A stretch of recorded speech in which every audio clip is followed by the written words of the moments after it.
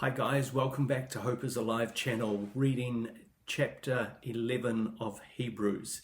And here's a tip for you today as a parent to get in to the book of faith. Hebrews 11:20 to 22 says this: by faith Isaac blessed Jacob and Esau in regard to their future. By faith Jacob, when he was dying, blessed each of Joseph's sons and worshipped as he leaned on the top of his staff.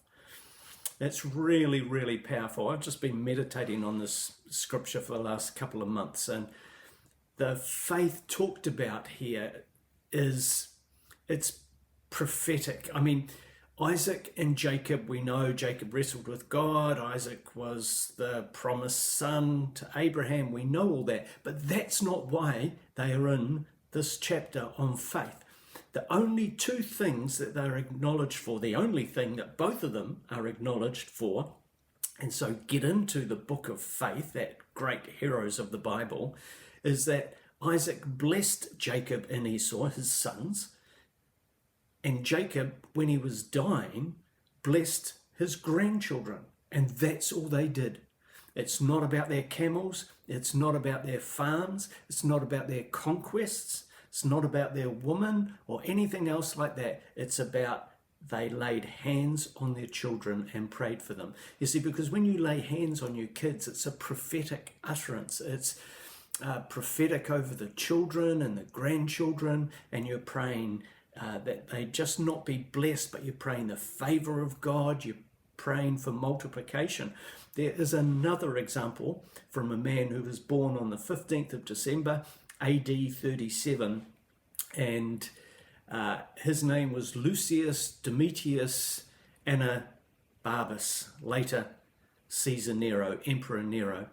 And according to the historian Suetonius, when his dad was congratulated by his friends for having a son, he picked him up and said, "This boy will have a detestable nature and become a public danger to everyone."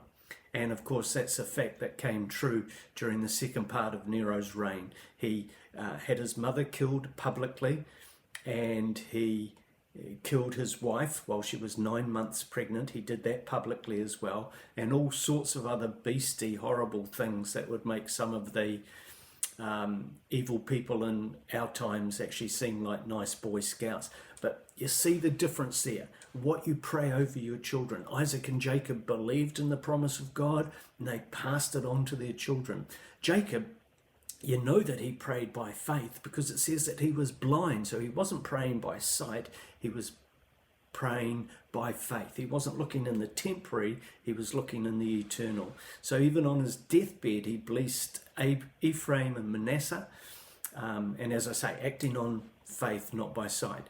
It says in Hebrews 11:20, Isaac blessed Jacob and Esau concerning their future, and that relates to Genesis 27:1 to 40.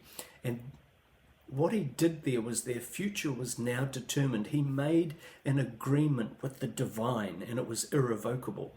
Now, if you read Genesis 27:33, remember Jacob and his mum deceived Isaac, and he blessed the wrong child seemingly. And it says in Genesis 27:33, Isaac trembled violently and said, "Who was it then that hunted game and brought it to me? I ate it just before you came, and I blessed him, and indeed he will be blessed." See, you bless your children, and indeed they will be blessed. We've just got to get that in our heart, guys. And in verse 37, Isaac answered Esau, "I have made him lord over you, and have made all his relatives his servants.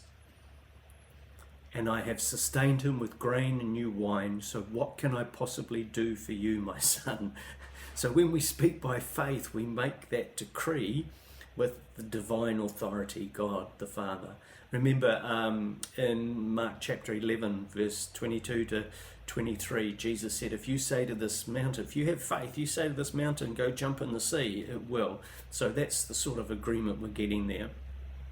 We see in Hebrews 11:21, Jacob on his deathbed worshipped God. So that's a component there of faith, and he blessed Joseph's sons. That's in Genesis 47:29 and carrying on. So worship expressed as faith in the outworking of God's purposes.